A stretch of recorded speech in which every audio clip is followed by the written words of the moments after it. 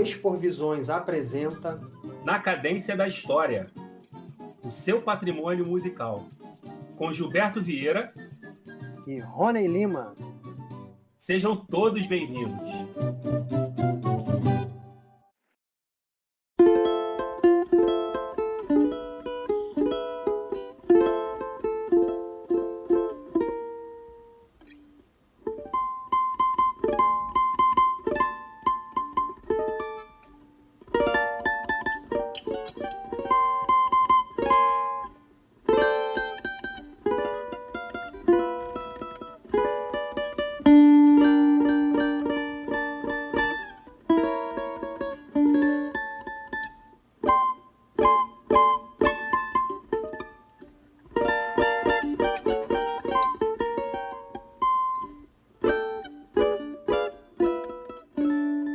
Olá, ouvintes do Exporvisões.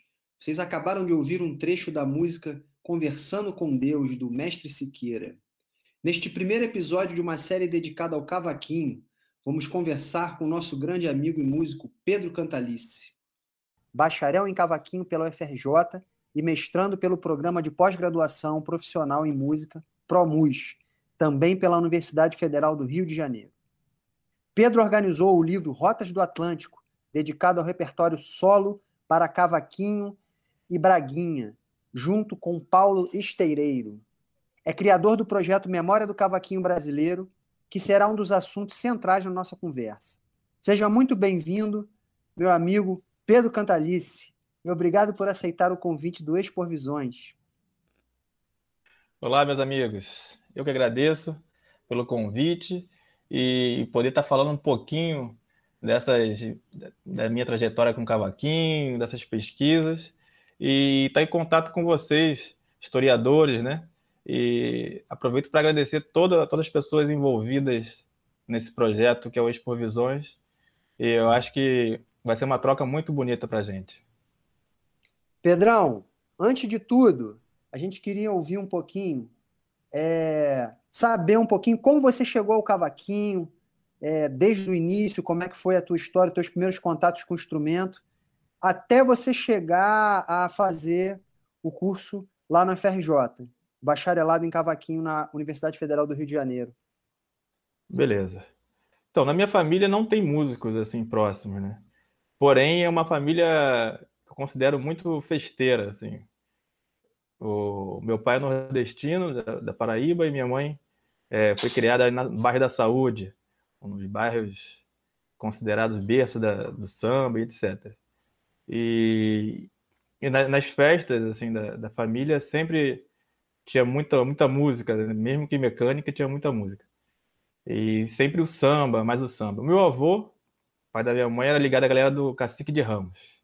Eu acho que isso, de alguma forma, ficou na minha memória afetiva. Mas eu considero mesmo a minha primeiro contato com a música na capoeira. Quando eu comecei a tocar berimbau, os instrumentos da capoeira.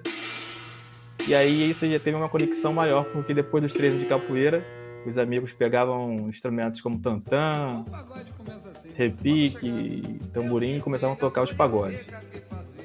E aí, para começar a tocar cavaquinho foi um pulo, porque eu tocava um tantãzinho, tocava um tamborim, e a gente começou a formar um grupinho ali, e meu pai me deu um cavaquinho. Esse foi o primeiro contato com o instrumento, assim, tentando tocar os pagodes.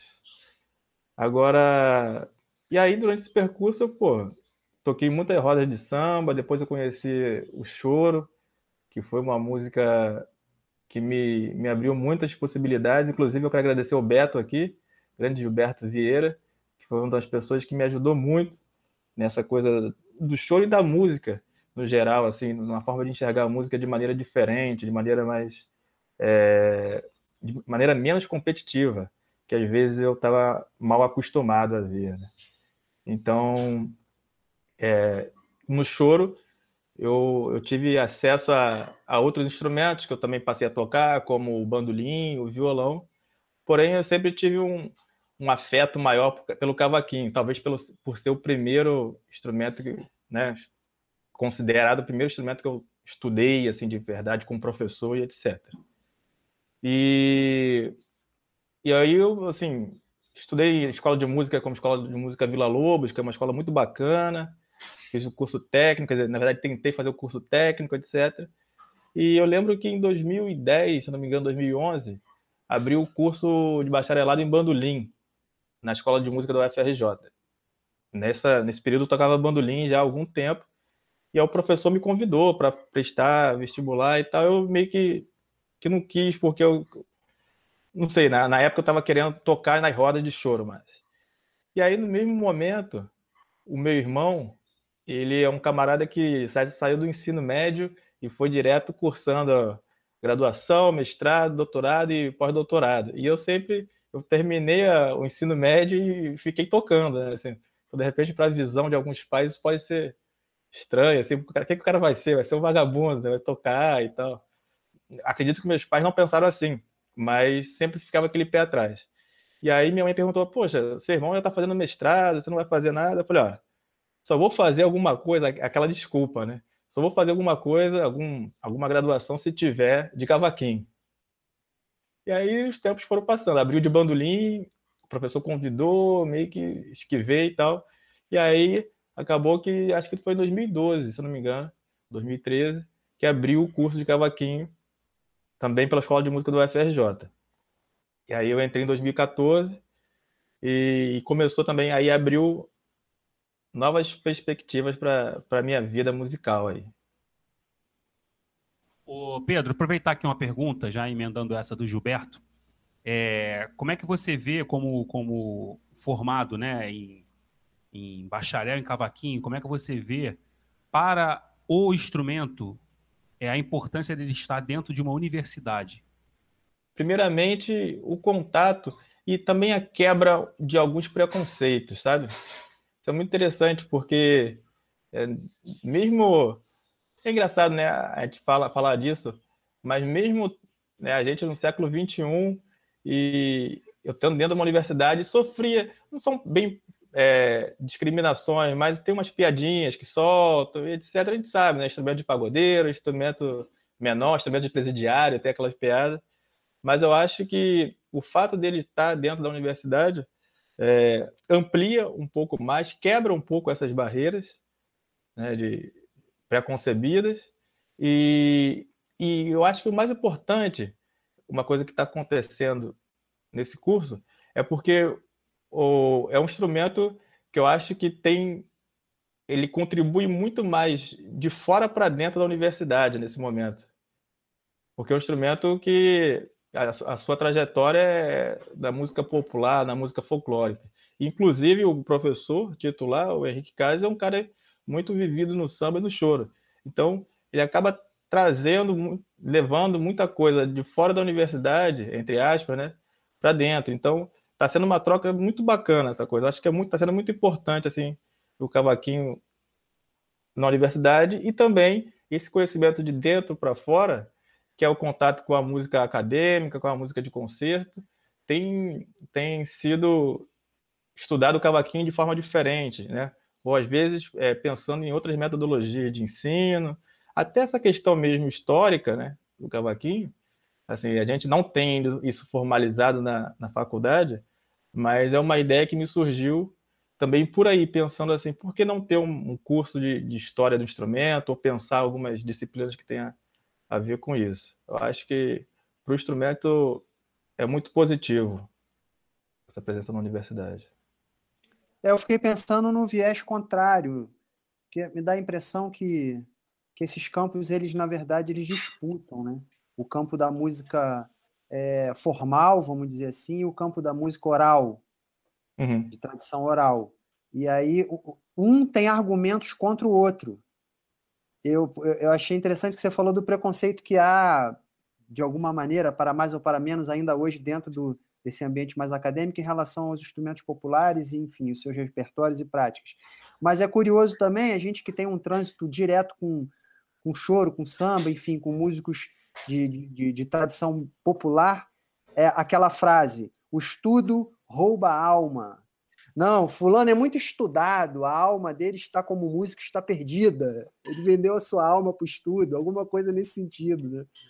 E aí eu fico pensando como é que é a chegada dos músicos que que estão estudando na universidade dentro desse contexto aí popular. Se tu já parou para pensar sobre isso. Não, mas eu acho muito interessante. Tem esse caminho contrário também, assim.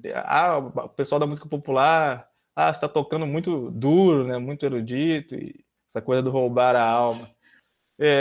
O que me parece, cara, assim, vivendo dentro da universidade, tirando todas essas barreiras aí, é que tem se pensado cada vez mais num intercâmbio de conhecimentos, assim, sabe? Uma união numa união de forças para fazer uma música. Eu acho que atualmente tem pensado muito nisso. E é engraçado porque a UFRJ, a Escola da Música da UFRJ, sempre foi conhecida como uma coisa mais clássica, né, mais tradicional. E é justamente a universidade que abriu o curso de bandolim, abriu o curso de cavaquinho, que assim, se mistura repertório popular e de concerto, e aí já abriu agora o curso de violão de 7 cordas também. Então eu acho que o pensamento, pelo menos o que eu desenvolvi lá é isso, assim, por mais que haja essa disputa, também há essa tentativa de fazer uma música que você equilibre tanto o conhecimento acadêmico quanto a prática popular.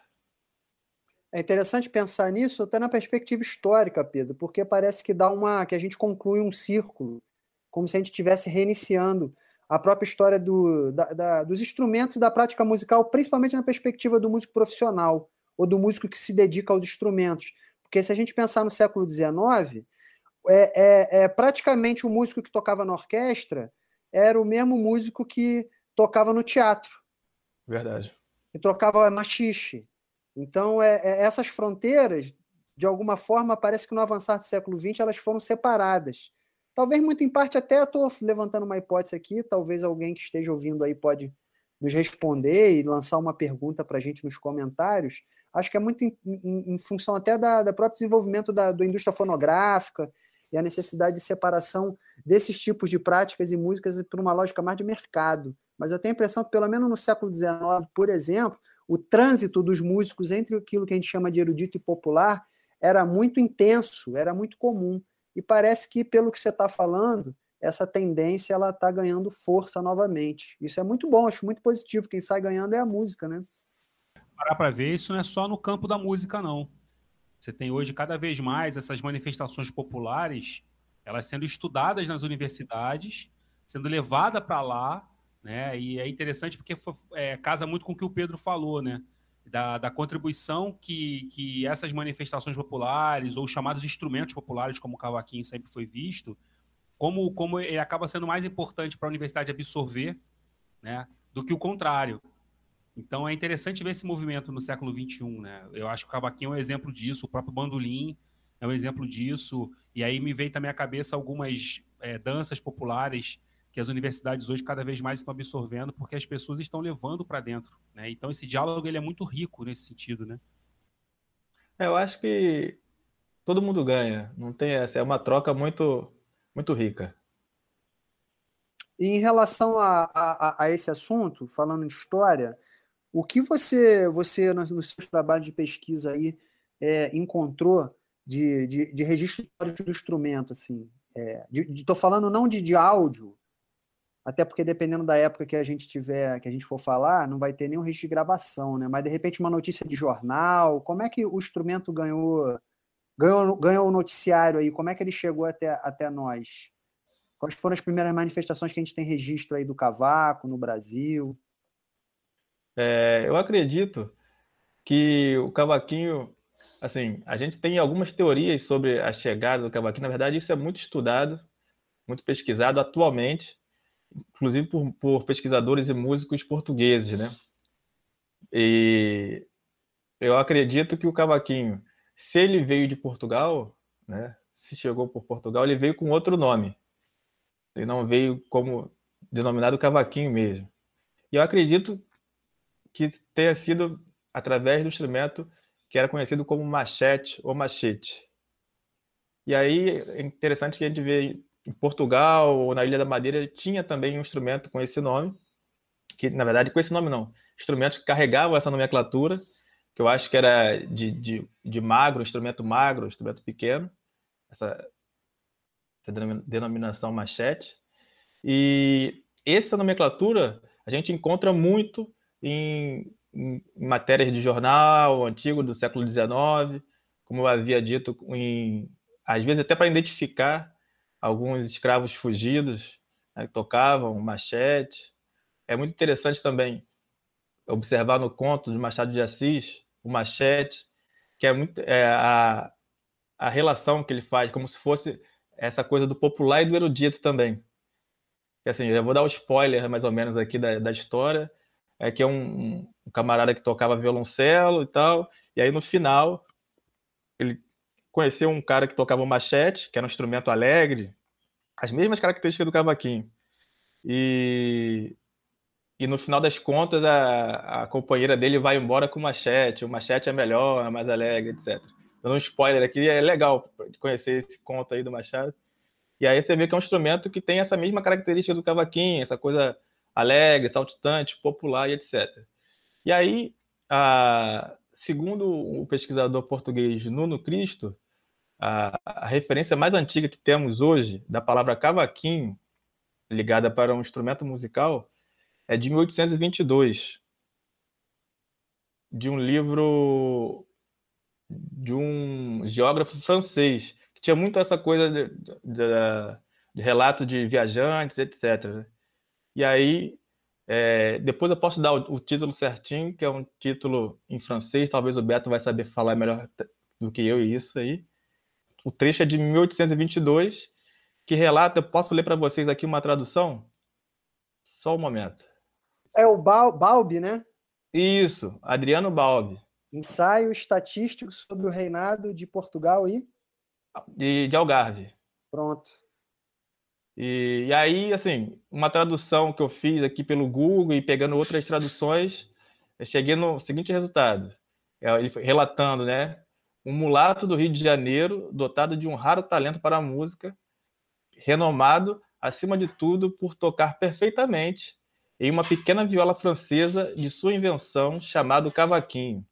E aí, isso aí, cara, é muito debatido, porque isso é uma referência muito antiga, essa citação é muito... de vez em quando ela é apresentada em alguns trabalhos, e muita gente critica, como que o cara inventou o cavaquinho, etc. E esse pesquisador, esse Nuno Cristo, que é um camarada muito interessante, assim, ele vai a fundo nas pesquisas documentais.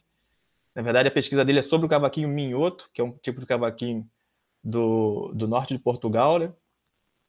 E ele vai a fundo, e o documento mais antigo da palavra cavaquinho foi esse. É claro que a gente pode encontrar outros, e tomara que a gente encontre para essa pesquisa ficar mais interessante.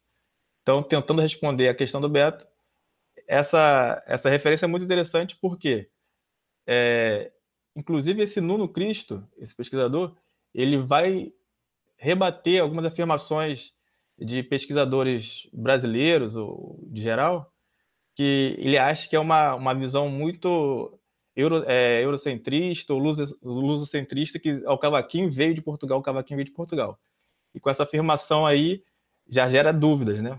Que é uma afirmação que sempre foi jogada de lado porque, como que inventou no Brasil? Assim, no Brasil não tinha isso. Mas não se sabe, assim. Então, tem várias teorias sobre essa chegada do cavaquinho no Brasil, ou de onde que ele surgiu, de onde que...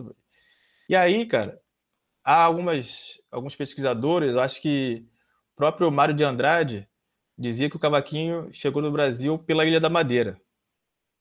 E a gente teve o Paulo Esteiro falando, né, do Braguinha, que é muito parecido com o cavaquinho, até na afinação. E aí é muito... a gente faz a gente acreditar que o cavaquinho pode ter vindo da Ilha da Madeira, sim. Pela construção, porque tem uma característica interessante, que é a escala em cima do tampo. Você vai ver o cavaquinho de Portugal? O cavaquinho de Portugal, o cavaquinho minhoto, ele tem a escala rasa, que eles chamam, que é um tipo de construção diferente. Essa escala termina aqui, só tem 12 trastes. E o Braguinha e o cavaquinho do Brasil, eles já têm 17 trastes com essa escala em cima do tampo. Então, isso é uma coisa que também faz identificar de onde pode ter surgido ou não. Porém, tem outro cavaquinista português, na verdade é um multi-instrumentista, chamado Paulo Bastos. ele fez a tese de doutorado dele, de mestrado, desculpa, a dissertação de mestrado sobre o cavaquinho português e algumas performances, só que no meio da dissertação ele fala da parte histórica e ele acredita que o cavaquinho brasileiro tenha surgido do cavaquinho de Lisboa, que é um cavaquinho que já não se pratica mais.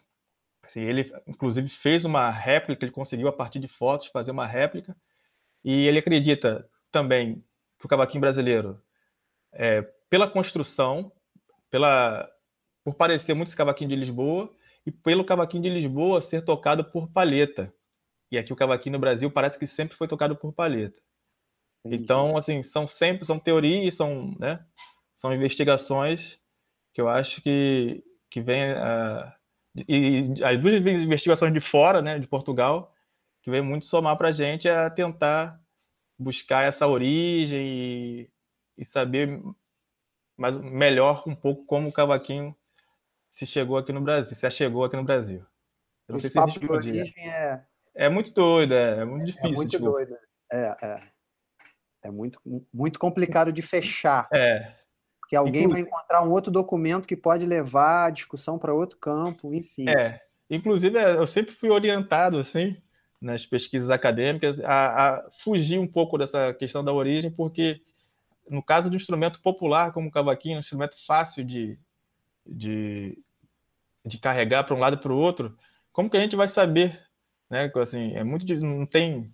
E é um instrumento diferente, talvez, de instrumentos como piano, talvez, assim, pelo tamanho e pelo tipo de música tocada, assim, as pessoas já registravam, já falavam. Eu acho que vai ser muito difícil essa coisa, a gente saber da origem. Mas a gente vai especulando por aqui, tentando entender mais ou menos. Em relação a esse ponto, fiquei curioso de saber se esse mulato tem nome, do livro do Balbi. Tem nome. E outra coisa, fala aí. Enquanto você vai dar uma olhada aí, que tipo de repertório era tocado nesse contexto do 19, enfim, até o início do 20, do século XX? Beleza. Eu vou pegar o nome dele só para não falar ao contrário, que eu sempre confundo. Joaquim Manuel da Câmara. Assim, algumas pesquisas, cara, mostram que o nome dele era maior. E aí parece que ele era um compositor de modinhas. E esse cara teve uma história muito bacana, que encontraram relatos dele em Portugal também. Ele é brasileiro, carioca, e encontraram relatos dele em Portugal. Então, assim, parece que é uma história... Ele meio que é um elo perdido aí dessa história do cavaquinho. Inclusive, se você jogar no Wikipedia, você encontra lá o nome dele.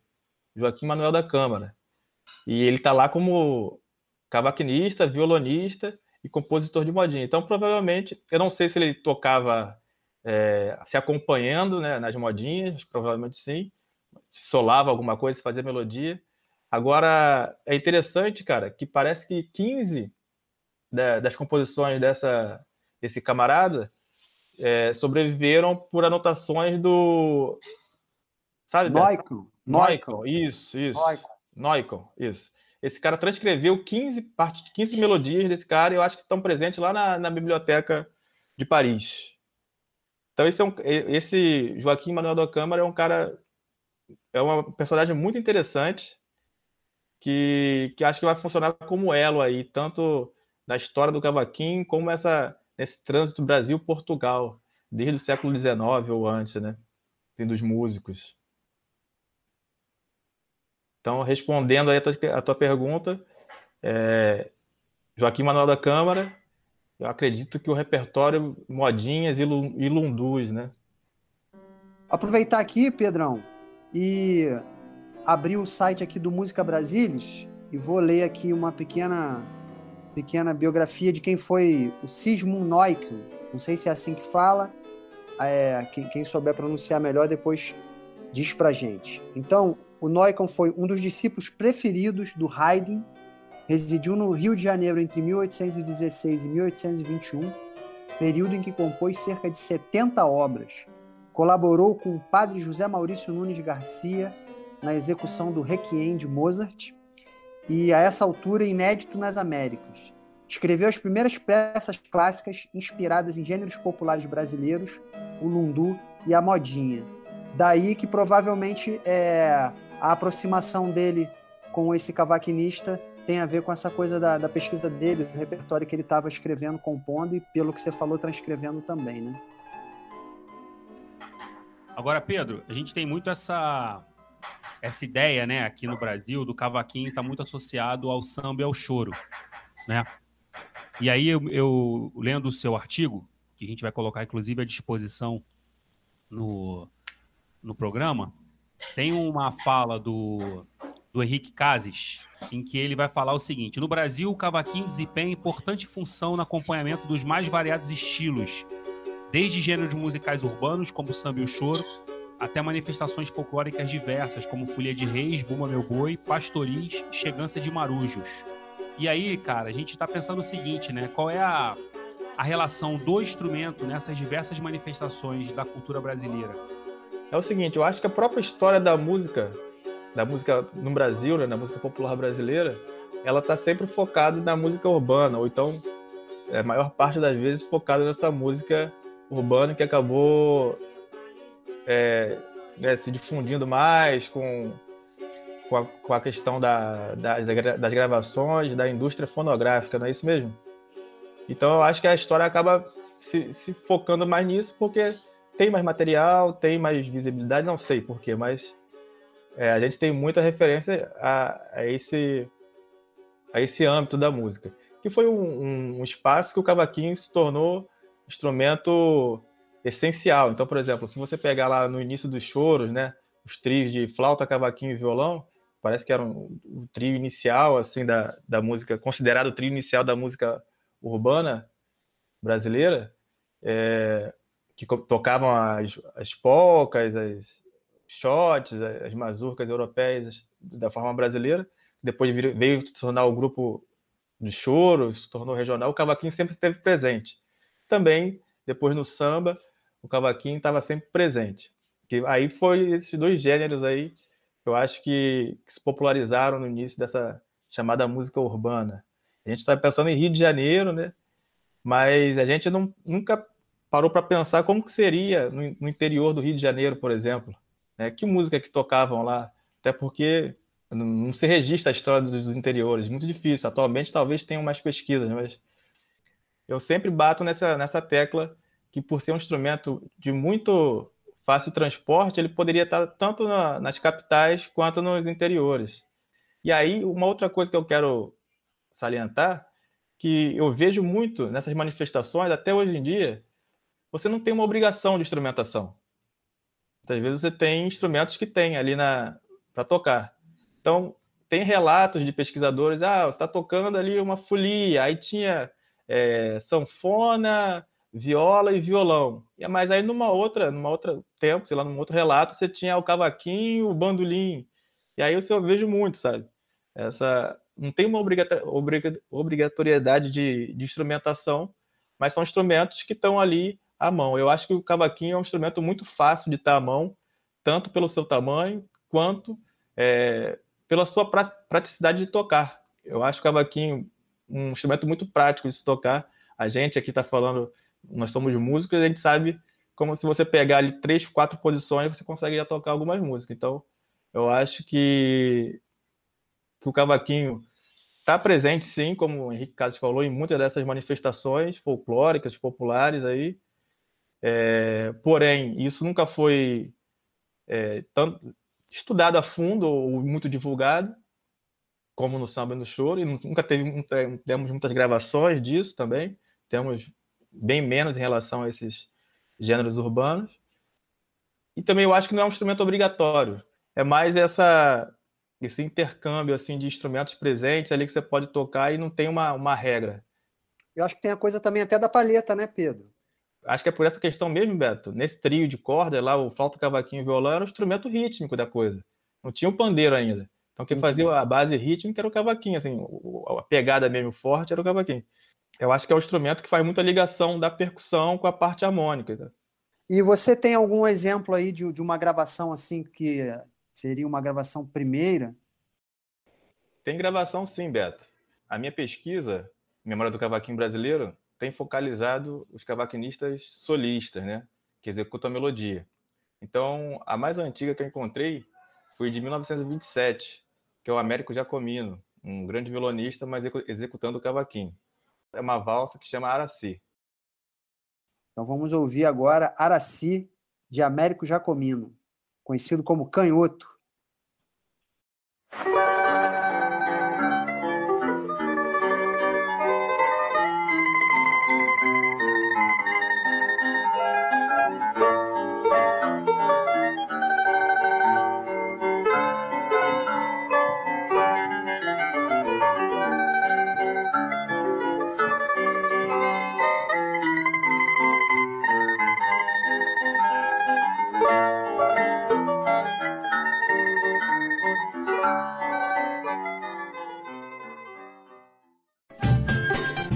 Terminamos assim mais um episódio do Expovisões na Cadência da História.